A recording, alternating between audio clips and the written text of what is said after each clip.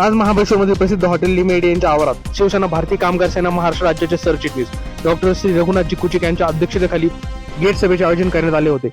या प्रसंगी डॉक्टर कुचिक यांनी सदर हॉटेलच्या शिवसेना कामगार युनियन युनिटला लिमिटेड हॉटेलमधील सदस्यांच्या समस्या जाणून घेतल्या व आगामी 3 वर्षाच्या कालावधीसाठी हॉटेल प्रशासनासोबत चर्चा करून किमान वेतन कायद्यानुसार वेतन देण्यासोबत कामगार हक्क अंतर्गत येणाऱ्या सर्व सुखसुविधा देण्याचे आश्वासन देखील दिले। त्याचप्रमाणे मागील आठवड्यात माथाडी कामगार युनियन अध्यक्ष माननीय आमदार श्री शशिकांतजी शिंदे यांनी याच हॉटेलमधील कामगारांवर होणाऱ्या अन्यायाविरोधात पुकारलेल्या आंदोलनादरम्यान भारतीय कामगार सेनेबद्दल केलेल्या वक्तव्याचा खरपूस समाचार देखील या प्रसंगी डॉक्टर रघुनाथ कुचिक यांनी घेतला। या गेट सभेमध्ये सातारा जिल्हा प्रसिद्ध प्रमुख श्री चंद्रकांत पांचाळ, महाबळेश्वर शहर प्रमुख श्री राजाभाऊ गुजर, युवासेना शहर प्रमुख आकाश साळुंके, आरोग्य सेना तालुका प्रमुख शंकर ढेबे, शिवसैनिक जितेश कुंभारदरे यांच्यासोबतच हॉटेल युनिट अध्यक्ष श्री अमर सरतापे, सदस्य श्री गणेश शिंगरे, सागर चिकणे यांच्याबरोबर हॉटेलमधील बहुतांश कामगार वर्ग देखील सामील झाल्याचे या प्रसंगी पाहायला मिळालं।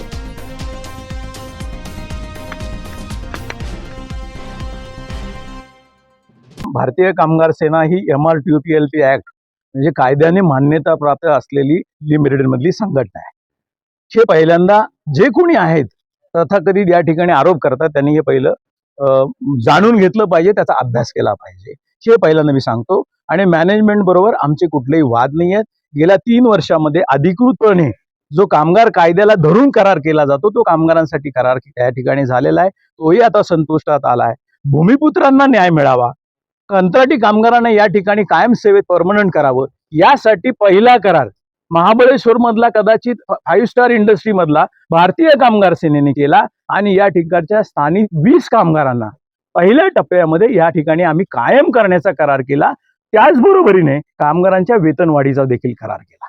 त्यामुळे काही जे तथाकथित या ठिकाणी येतात आणि सांगतात आपलं नेतृत्व ब्राईट करण्यासाठी युनियन बोगस आहे आणि त्यांनी बोगस करार केलेला आहे आणि आम्ही भूमिपुत्रांना या ठिकाणी न्याय मिळावा, मला असं म्हणतो न्याय मिळावा हे बरोबर आहे, न्याय तर आम्ही दिलेला आहे आणि जे आमच्याकडचे एखाद दुसरे 2 जे ज्यांना आम्ही परमनंट केलं या ठिकाणी न्याय मिळवून दिला, त्याच्यातल्याच एखाद दुसऱ्या माणसाला हाताशी धरून या ठिकाणी काहीतरी व्यवस्थापनावरती गलिच्छ आरोप करायचे। माझं असं म्हणणं आहे तुमचा आणि हॉटेल मॅनेजमेंटचा काय वाद असेल तो राजकीय आहे, परंतु त्याला कामगारांना पाठीशी धरून कामगारांना सोबत घेऊन कामगारांचा आधार घेऊन तुम्ही स्वतःचा काहीतरी स्वार्थ साधू पाहता इथे, हे योग्य नाही, हे अयोग्य आहे। आणि भूमिपुत्राबद्दल तुम्ही या ठिकाणी एवढा कळवळा आला, तुम्ही विधान परिषदेमध्ये होता, तुम्ही माननीय मंत्री महोदय होता, भूमिपुत्रांबद्दल आपण आपलं सरकार असताना या ठिकाणी कन्स्ट्रक्टिव्ह भूमिपुत्रांसाठी कायदा का आणला नाही हे सातारकरांसाठी महाबळेश्वरांसाठी उत्तर द्यावं।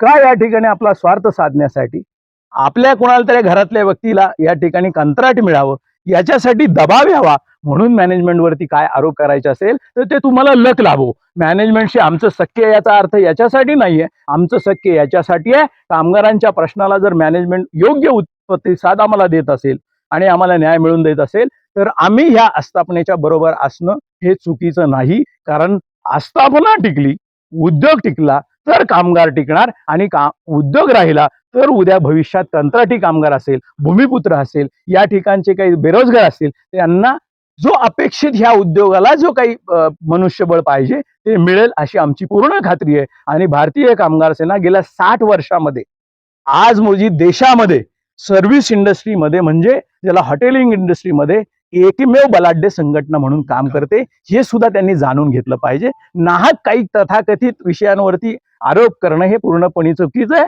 आणि ते अभ्यासू आहेत, ते स्वतः माथाडी नेते आहेत, त्यामुळे त्यांनी त्याचा अभ्यास केला पाहिजे। आणि आपण माथाडी कामगारांचं नेतृत्व करत नाही, एका सुशिक्षित एक ग्रॅज्युएटेड लोकांचं एका स्किल एम्प्लॉयमेंटचं या ठिकाणी नेतृत्व करण्यासाठी त्याच्या काही गरजा असतात याचाही त्यांनी अभ्यास केला पाहिजे अशी माझी त्यांना जाहीर विनंती आहे। आणि बाहेरच्या लोकांना आणून राजकारणाचा रंग देऊन या ठिकाणी जर ते आमच्या सभासदांवर आमच्या कामगारांवर दादागिरी करणार असेल तर शिवसेनेला दादागिरी नवीन नाही, आमचा जन्मच दादागिरीतून झालाय आणि संघर्षातून झालाय। त्यामुळे ते स्वतःला पैलवान समजत असतील तर आम्ही पण काय कमी पैलवान नाहीये हे त्यांनी पहिलं लक्षात घ्यावं आणि दादागिरीची भाषा कृपया मागे घ्यावी, नाहीतर यावेळी याच ठिकाणी मी अजून राजकारण आणलं नाही, परंतु मी राजकारण आणलं तर तुम्हाला सुका याची भुईसपाट करण्यासाठी आम्हाला वेळ लागणार नाही. त्यामुळे आपण सुद्धा व्यवस्थितच बोलावं. अजून मी वैयक्तिक आपल्यावर बोललेलो नाही. आपण माझ्या संघटनेवर आघात केल्यामुळे, बोगस म्हटल्यामुळे मला ह्या पतीने आपल्याला उत्तर द्यायला लागलं. पण भविष्यात जर अजून एक पाऊल पुढे टाकलं संघटनेच्या, भारतीय कामगार सेनेच्या बाबतीत, तर खबरदार, आपली सगळी अंडी पिल्ली नाही तर आपला पोल्ट्री फार्म सध्या जो आहे साताऱ्यातला, त्याची दरवाजी उघडायला मला वेळ लागणार नाही.